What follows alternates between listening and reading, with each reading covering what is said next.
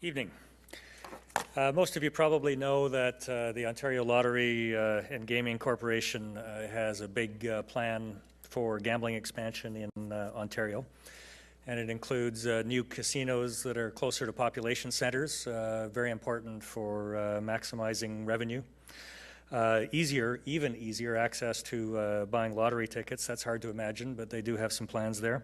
And getting heavily into new online gambling ventures. I was chair of the Ontario Coalition Against Gambling Expansion in the late 1990s, and we opposed the Harris government plan to propagate casinos into communities, permanent casinos into communities across the province, and also their plan to install video lottery terminals. Their intention was to install one for every 500 people in the province. So in light of the new proposal, which is large in scale, I can say that what is old is new again.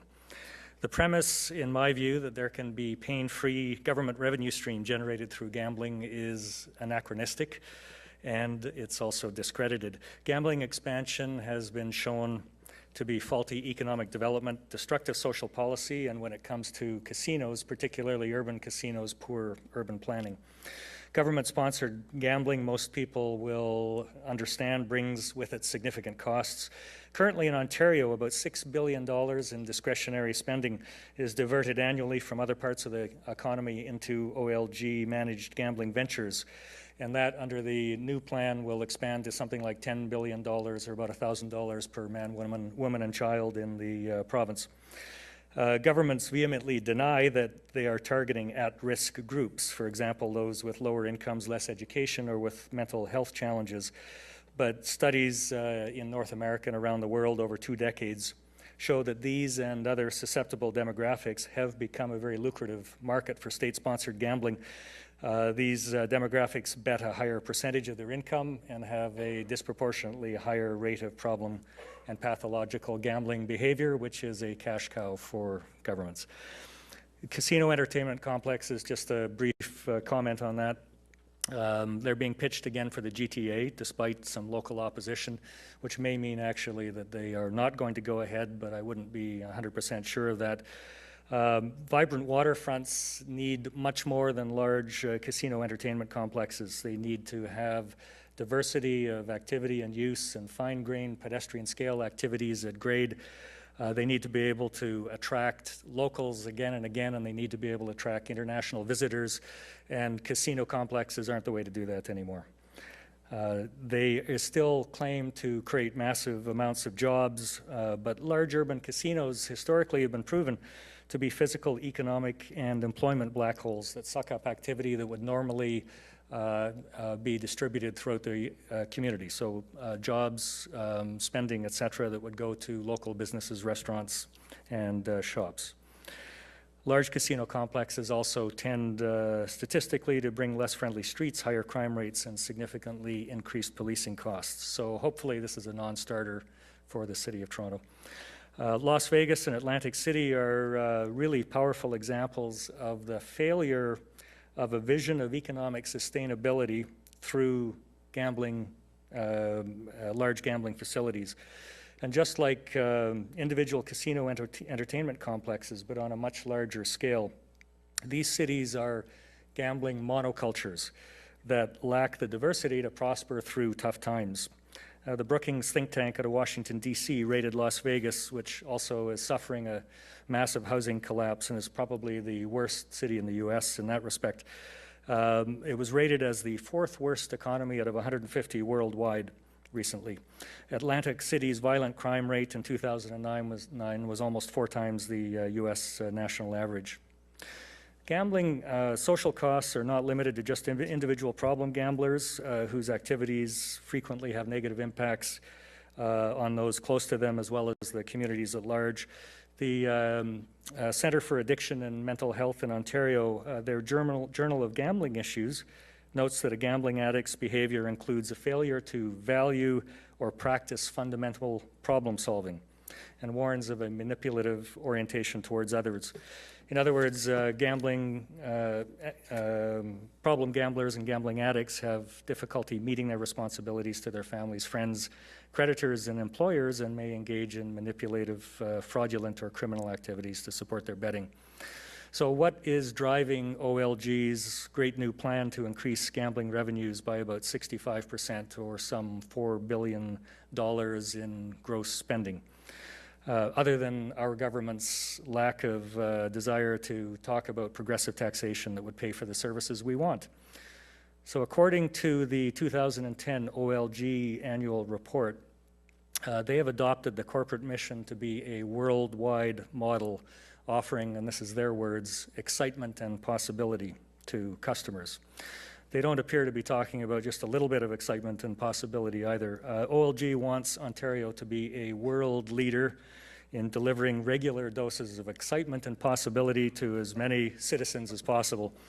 So herein lies the dirty secret of the gambling industry, and even state-sponsored gambling, and even gambling in Ontario. Just as tobacco companies have done for decades and are now being held to account through massive lawsuits both in the US and Canada. OLG's mission and marketing seem intended to cultivate the habitual gambler that lies dormant in many of us.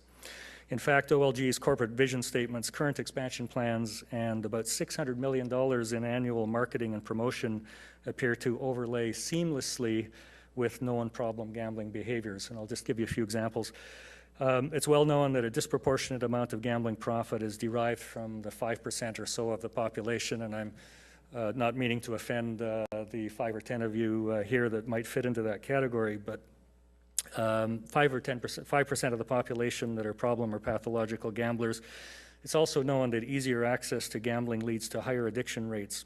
And expansion creates more gambling, expansion creates more problem gambling behavior, and that is especially lucrative to the operators. Back to the Journal of Gambling Issues, CAMH notes that a gambling addict's behavior is defined by a cycle of excitement and escape. And we've all seen the ads. OLG unabashedly markets to these traits.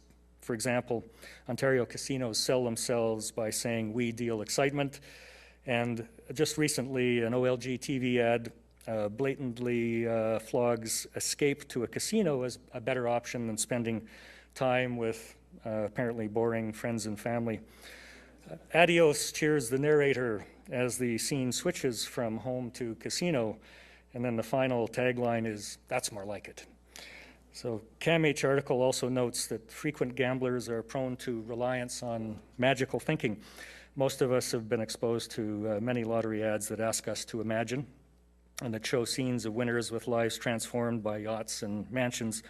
These ads sell millions and millions of lottery tickets in spite of, or perhaps because of, their reliance on magical thinking. In fact, the very act of buying a lottery ticket with a 1,000,000-to-1 odd or millions to 1 odds embodies the premise of magical thinking, which is an expectation based upon almost an infinitesimally remote possibility. So, large-scale government-sponsored gambling, I think it's 20th century thinking. It's not forward thinking. Even if it can be argued that it generates net financial benefits, which I don't happen to agree with, it seems probable that casinos and corner store lottery purchases are sunset industries. They're primed to follow music and video stores into oblivion as their customers are cannibalized by internet gambling, an appetite that can be fed through the unregulated wild west of internet betting and is available to everyone with access to a computer and a credit card. So state-sponsored gambling has been characterized as its own type of addiction. Certainly elements of problem gambling behavior, such as reliance on magical thinking, our government could be accused of that.